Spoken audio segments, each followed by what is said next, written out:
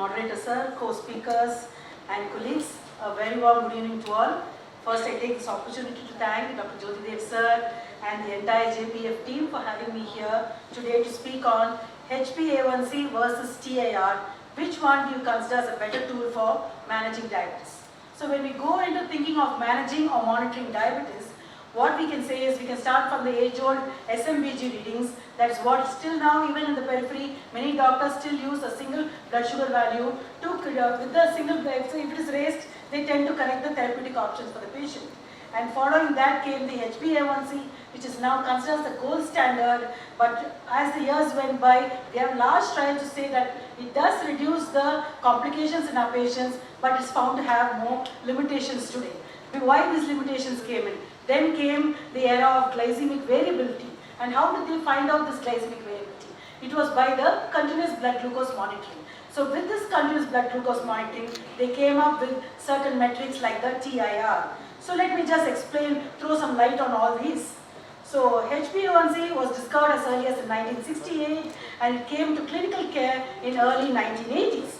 So as the performance of the test improved, it came in 1989. It was first ADA published it in the standards of care as a routine measurement of A1c.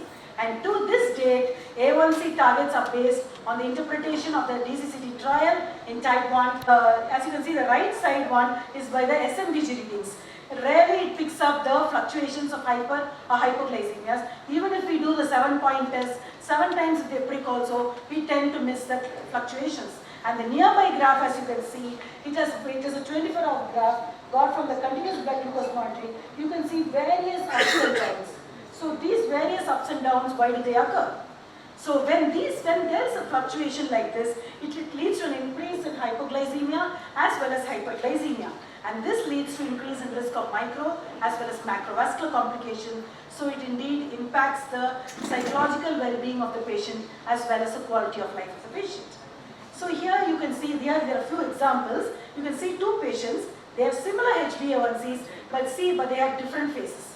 You can see the glycemic variability in both of them.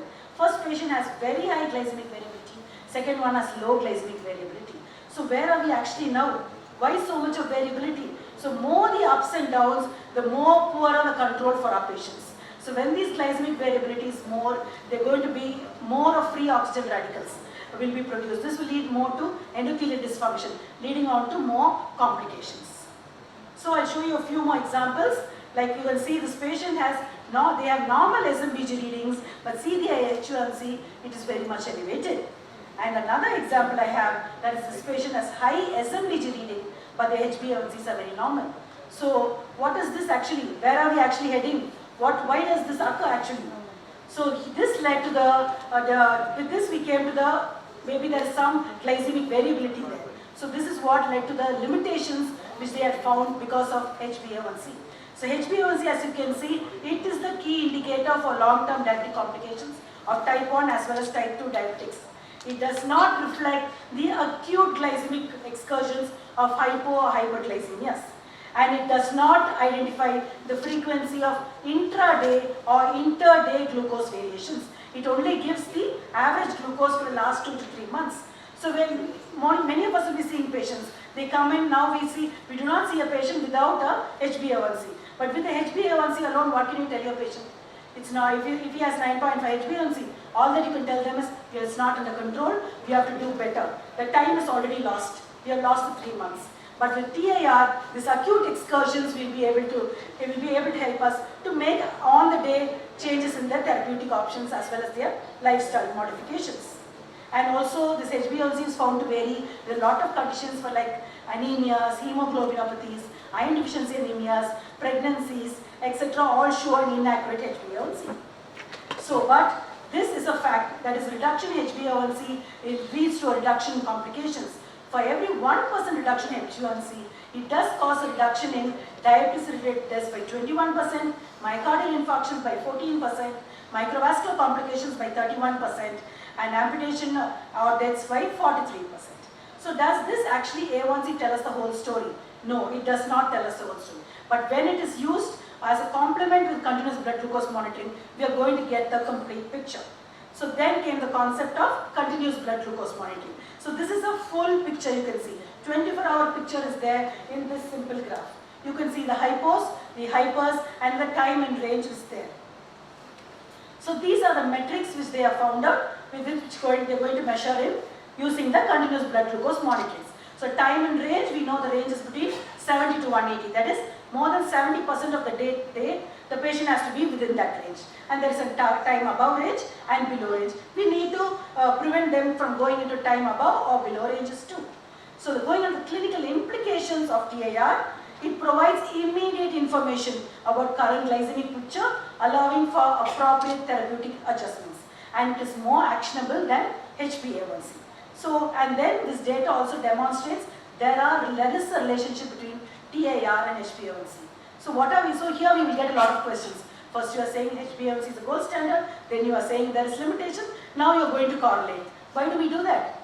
Because HbA1c has a lot of years of research is there to tell that if we have a HbA1c of less than 7%, we can reduce the complication occurrence in our patients. But with TIR, all these researches are just evolving. We still need to have more larger data to prove it. And it's also found with the few Indian data we have seen correlation with risk of diabetic complications too. So the utility of A1C is actually enhanced when it is used along with continuous blood glucose monitoring too. So going on to the benefits of TIR and A1C are related. And various studies have shown that even for a 10% increase in TIR, the A1C has been found to decrease by 0.8 to 1% of A1C. So this gives a target that is greater than 70% target strongly does correspond to the A1C goal of less than 7%. And is there a significance with complications? Yes, we have a few data to see that microvascular benefit as well as macrovascular benefits we get. So if the TIR is reduced by 10%, retinopathy percentage is increased by 64% and nephropathy by 40%. And for macrovascular benefit, there's a study which has been comparing time and range with association with a carotid intima media thickness. So when there's a 10% increase in TIR, the prevalence of abnormal CIMT has found to be reduced by 6.4%. So next comes the consensus. What do our American Diabetes Association tell us? They have come out with, now we have a continuous blood glucose monitoring, we have to give a report. So they use a standardized report, that's the AGP. This gives a single page report. If you are taking for 14 days for a patient, it gives the whole data in one page along with the glucose excursions. And these are the CGMs which are used commonly. That's the real time, the intermittent scanning and the blinded, which is the professional CGM. And the intermittent scanning is the one Libra series which is available in India today. We can use it very well in type 1, type 2 pregnancy, also on type 1 DM patients. And here we have two papers. These two, one by Dr. Manoj Chawla and team, other one by Dr. Mohan sir and all the stalwarts in India on doing on diabetes research. They have said that the use of retrospective CGM for optimizing management of type 2 DM in diabetes. So in India, what does it actually say? They have said that purely using CGM alone has been found to reduce the A1Cs by 0.6 to 0.8%. This is the same comparison to using the newer drugs which are available, which cause the same reduction of 0.6 to 0.8%. So we can use it we can actually use it very well with our patients today. And the metrics we are going to use, as I've already told you, is time in range, time above range and time below range. So time below range will cause hypoglycemia, above range will cause hyperglycemia, and these are the levels along with how many hours it means. So 70 to 180 is 16 hours and 48 minutes in a day. And the recommendations for all types, as you can see here, for type 1 and type 2, let's be more stringent, maintain it between 70 to 180. In older or high risk patients, let's be more lenient, so we bring it to 140, let it be within that, let them not go into hypoglycemia. As pregnancy or gestation, we have a lot of evolving evidences. Every day it comes on what we are going to do. So on the levels we are maintaining between 140 is better for our patients. And this has been also endorsed by ADA since 2019 and has come out with the standards of care too.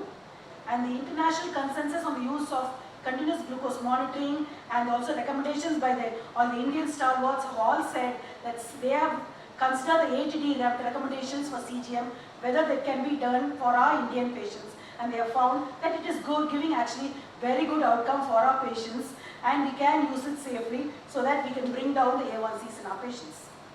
Now we have a new term, that is time in tight range. This has also been said by ATTT in 2024, a few months back. They have come out saying that time in tighter range they have given. So we reduce the range from 70 to 180 to 70 to 140. What do they say? This new parameter is a new parameter to evaluate the dysglycemia. So it describes the time the individual spends in normal glycemia. So within 140, patients in normal glycemia. Even a single percentage above that, we can say patients going into dysglycemia can develop complications. Because we get patients, you can actually realize that if we have even they have a HbA1c 7%, these patients will be progressing. They will develop dementia, they will develop stroke in some time, they will develop coronary artery. So why is it? So we need to have a more tighter control. So we're bringing it down to 140 without causing hypoglycemias. So we need to motivate our patients. So we need to get used to using this, and it's very useful for our type 1 DF patients who use this automated insulin delivery systems, because they are not very happy with the 7%. In 7% they are not getting control at all. 6 to 6.5 is what is maintained, and they can maintain it very well with this time in tight range. And this was a study which compared time in range and time in tighter range, and is found to be beneficial too. So what do the other international guidelines tell us? All of them, whether it is the AACE, EASD or the ISPAT guidelines for type 1 diabetes, all of them do recommend the use of TIR, and it has been found to have clinically significant benefits, and day-to-day treatment decision making is also being found to be very good with CGM and TIR. And do we have Indian consensus on this? Yes. So then came our expert consensus recommendations by RSSD and all our stalwarts team. They said CGM can be used in routine diabetes care in the Indian context also. And TIR is a powerful metric for glycemic control. And this is nothing but, I'm just summarizing of what I just told you. When you compare with the A1C, as you can see in TIR, you can see fluctuations can be found out very well. Acute excursions can be picked up with TIR, and likely it is very good. It improves the quality of life in our patients, and even complications can be prevented if we are able to be within that time range. So the key takeaways for my talk today will be HbA1c is still the gold standard test, but it has a lot of limitations. And TIR is a key metric of the quality of glucose control. The idea of TIR has actually challenged the conventional viewpoint of HbA1c as a one-size-fits-all monitoring tool for diabetic management. Still a lot of evidence is needed to lower TIR to increase the risk of long-term diabetic complications and adverse pregnancy outcomes. And CGM, as you can see, TIR detects intra and intraday variability, can be easily detected, but we need more large-term trials to rule out more complications, and we need to be within the TIR of greater than 70%, that is 70% of the day, and prevent TAR and TPR also. So at present, we need to use both. We cannot replace one for the other. Thank you very much for your patient listening.